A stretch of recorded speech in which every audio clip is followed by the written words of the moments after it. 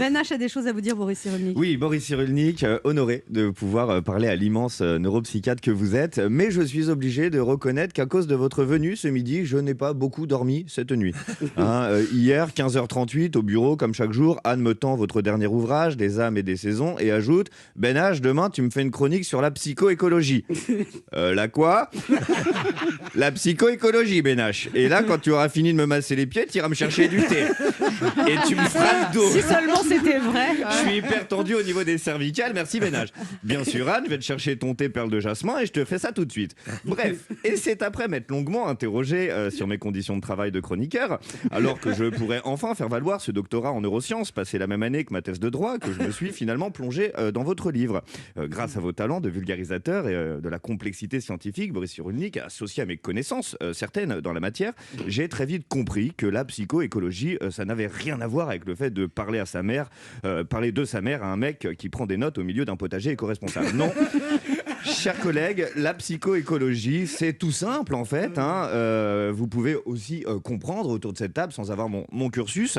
En fait, c'est l'influence de notre environnement sur notre âme, sur notre esprit. L'environnement impacte directement notre corps. Là, j'ai envie de dire, Descartes, prends ça dans les dents. C'est une blague de neuroscientifique. On peut pas la comprendre, faut la référence évidemment. Ah voilà, Boris Cyrulnik l'a comprise lui. Alors, quand on dit environnement, cela comprend 3 étapes. Léa, tu m'arrêtes si je commence à être trop technique. Souvent, nous autres scientifiques, on est un peu trop pointus. Alors, le premier environnement de construction, c'est l'utérus. On n'est même pas encore né que déjà on est influencé. Si la maman est stressée, l'enfant va ingurgiter l'hormone du stress. Si la maman est cool, l'enfant ingurgitera l'hormone du kiff, pour parler avec le vocabulaire scientifique. En gros, allons plus loin. On peut considérer que si la maman regarde les Marseillais à Cancun pendant la grossesse, faudra pas s'étonner quand la petite Kimberly redoublera son CP. Influence de l'environnement sur la construction. Deuxième environnement de la construction, de la naissance à la prime enfance, c'est les bras de la maman et c'est prouvé, ceux du papa également. C'est dans leurs bras qu'on se construit nos premiers sentiments de sécurité qui, là encore, provoquent hormones de stress ou hormones de kiff, influant à la longue sur notre façon de grandir. Si notre petite Kimberly n'avait pas été oubliée de jour et de nuit sur un parking d'autoroute à l'âge de 6 mois, elle n'aurait pas eu ses troubles alimentaires pour cause de peur de l'abandon et ne ferait pas 103 kilos à l'âge de 8 ans.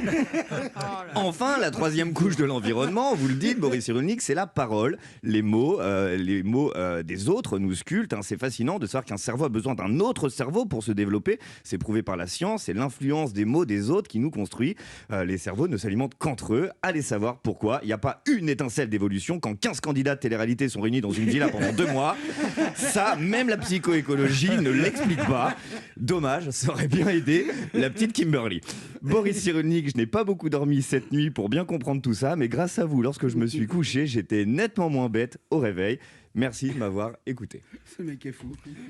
Merci d'avoir expliqué si bien ce qu'est la psychoécologie.